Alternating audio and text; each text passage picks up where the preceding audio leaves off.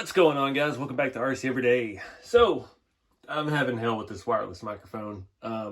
It will not work with my good Nikon camera.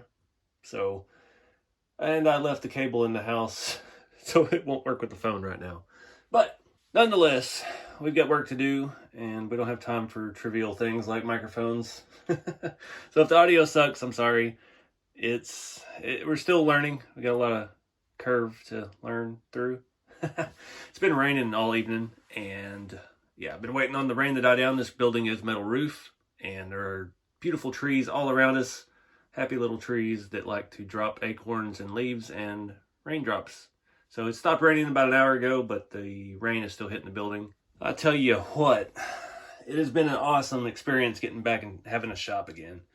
It is just fantastic. So I was out here working on the new jalopy rat rod thing build. At this point, when I'm filming this, none of the videos have been out for that yet. I still have not released any of them. And yeah, we just got through the building video, finishing the building, and then the walkthrough of all the rigs, almost all the rigs. Of course, I found more later, but so yeah, I am way ahead on filming, and it's killing me because I'm showing all this stuff on social media and I don't have the videos to back it up yet, but I don't want to dump all my videos out at once and then, yeah, everybody be caught up and then I'm behind. So we just got to kind of play it by ear. But this build we started a while ago. Bob's like, WTF, bro? What are we doing? Yeah, it's happening. It's still happening. You can see in the background, the jalopy build is green. And we just had a cold front come through here, brought some rain, brought all this wonderfulness, and I painted it. And as soon as I put it inside, went in the house, got a drink, come back out, and it dropped 10 degrees. So it is very sticky. So that build is on weather hold. So we're waiting on the paint to dry. Painted a hood, painted some other stuff. But I figured, you know, Saturday night here, what else am I going to do? So I want to give a shout out to Kenny on Facebook. I posted some stuff earlier when I split these frame rails, making some jokes, and yeah, about keeping them separated. Because, you know, I take these square tubing and I split it down the middle. And man, he posted a link to Offspring Smash album, and that really took me back, man. That took me back to the 90s hard. So I've been sitting there around jamming that the rest of the night, and especially that last song. If you know, you know. But yeah, shout out to Kenny for that recommendation. That took me back in the fields. But we've got the rat rod rolling now. I am short on cross members. I need to order some parts. So let me show you what we got going. I'm gonna pull the body off. The motor and everything in the body is all just chilling on there, but the chassis is where it's at. All right, so I got this as an unfinished project, and I hate doing that. I hate picking up where someone else left off. But the chassis was pretty well built to my standard. It's off just a hair, but things will work. So one big thing, when I do these chassis rails, I'm going to drag you around. They're not straight because of the way this works here. I've got I think it's a 1 mil spacer on each side, and I still have a full scale bolt holding that front crossmember in. I taper the rails so they're narrower at the front and they widen gradually to the back. And I don't math. We're not engineers here. We are whatever engineers are without math. And it's just how it works, man. This is all about eyeball and feel and flow, and just it ends up where it ends up. But that's the way it works best with every rat rod I've built. I'm trying to think if any of them are actually square. I think the Sand Scorcher, because that had to be square to bolt to the Volkswagen style front end. Pretty sure the rest of them taper. And it was purely by accident when I did old number 2. I did it perfectly square, had everything back, and then I was hitting the bolts for the front on the arm. So I was like, well, I need to narrow the front. So narrow the front, widen the back, and then I just kind of fill it in gradually. So I use RC 4-drive rods. I think I don't even know what sizes. I've got to try to find some to order. I think 55, 60, 65, 70s, something along that range. We just did that on the 3 window back there. And I don't even know what half of those are because they're from like a vintage, or now it's vintage to me, a TLT. Old school, just parts I had laying around. So yeah, I'm definitely out of rods. I've got spacers, I've got an odd number and even number, and I got a screw that's too long that won't go all the way through. This rod's actually bent. This one's a little bent. These are some of the cheapies I got off Amazon when I was doing the body mounts on the Blazer. Trying to adjust that. So yeah, I've definitely got to order some new rods.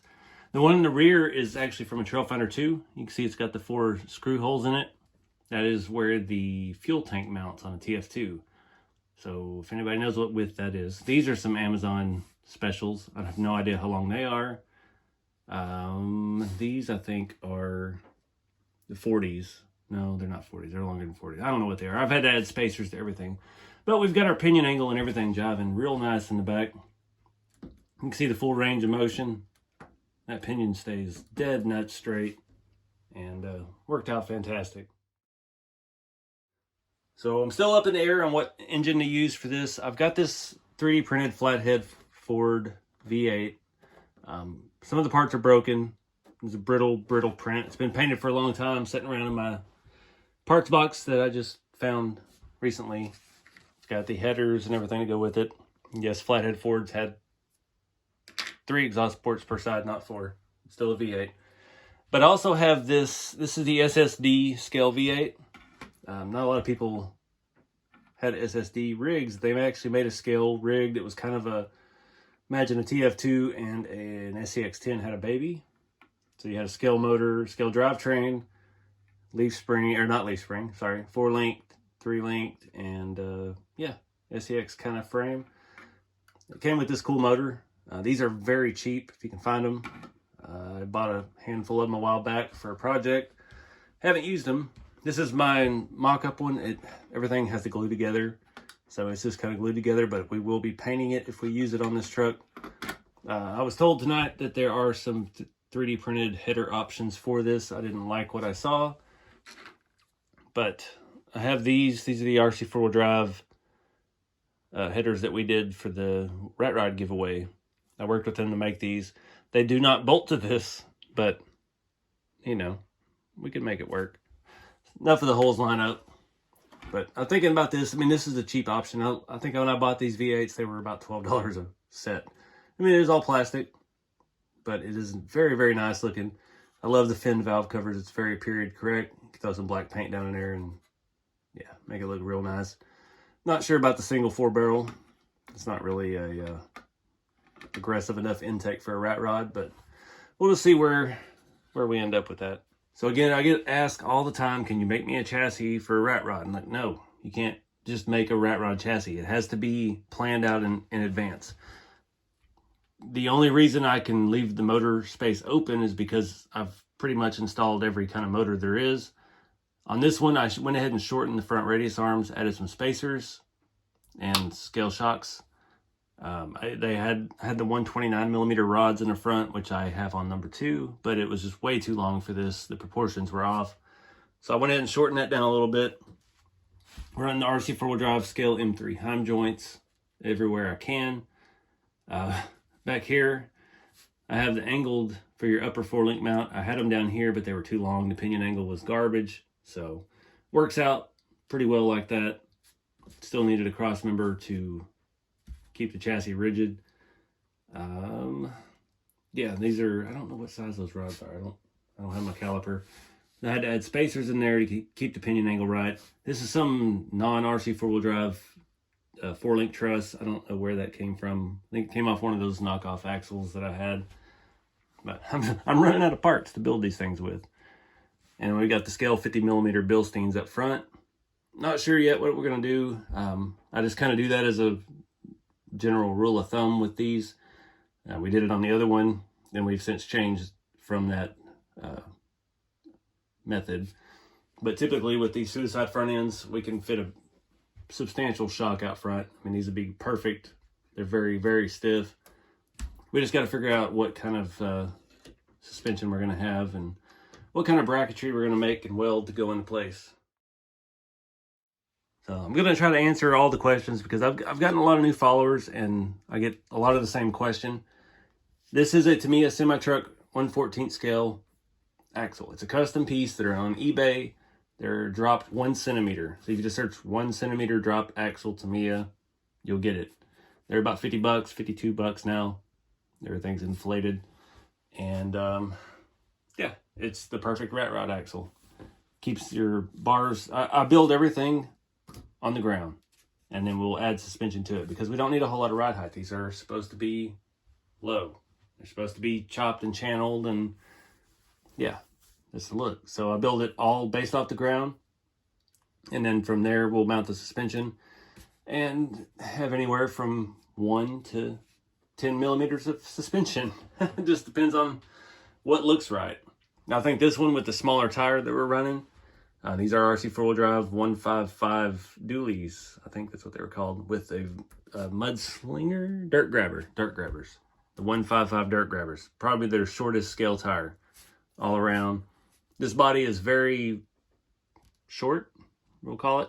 Has a very tall roof cap, very short torso.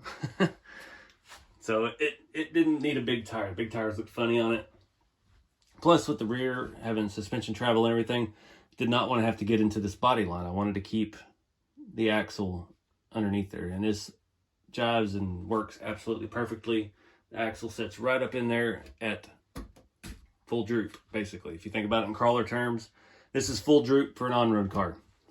Laying chassis. So we channeled the body over it and everything just works just right. So I had to trim out some of the firewall. It has a very small tunnel that is not going to work, but I did go ahead and clearance it for the chassis rails themselves. As we figure out what motor, transmission, almost always we're going to be running this R4 from RC 4-wheel drive because that is about the easiest way to go. The SSD transmission is the same-ish. It's plastic, but I have not found a way to make that work without the transfer case, and we don't need a transfer case on this. And that would put everything back further if we just left it, and that would make our drive line angle even worse, and we don't want any of that. So R4 is the way to go. R4 and SSD transmissions do pretty much bolt up the same, if I remember correctly. I've got one of both. Both have transfer cases permanently attached to them. So I've got to pick up several of those, unfortunately. But I'm pretty sure it can be easily made to work the R4 with the SSD motor. And I know it'll work with that because I have that in the farm truck build. Again, I'm not a huge fan of opening doors. This has rear doors and the front doors. It's kind of cool being able to see the chassis and stuff, but as far as interior goes, I don't like one thing about this chassis. The middle section is a little short. I would have rather made a shorter floor link and move that rake back a little bit, give us a little bit more interior room, but it is what it is. The rails were already made to go with the body, and yeah, we can make it work. We still have a seat in there. It won't be the most comfortable, but most of these rat rods are not comfortable cruisers anyway. So I'm liking to look at the SSD motor better than the flathead. Again, we've already used that before, so this will kind of be an experiment. Got a little issue with the grill placement because that's where I have my cross member on the chassis, but I think we can move everything back a little bit. This motor does not balance at all. We may have to notch out the firewall lip for the distributor, but we'll see. I mean, that's all still tentative, but we've made a whole lot of progress tonight. That was a massive undertaking. I haven't cut or split a square tubing chassis, and oof, it's been a minute. It's been a while.